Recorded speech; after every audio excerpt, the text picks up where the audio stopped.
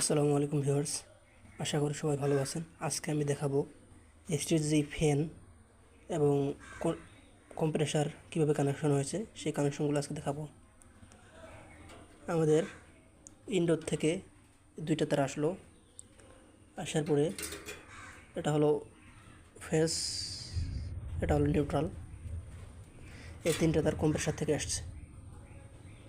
আমরা জানি কম্প্রেসারের তিনটা পিন, একটা হলো রানিং, এটা স্টার্টিং, আরেকটা হলো কমন।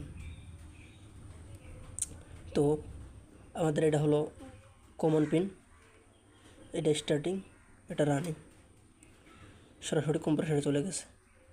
আর এটা হলো ফ্যানের, এই যে দেখতে পাচ্ছেন ফ্যান, এই ফ্যানের ক্যাপাসিটরটা 2.5 মাইক্রোফ্যারাডে দেওয়া হয়েছে, অর্থাৎ আলাদা করে দেওয়া আছে।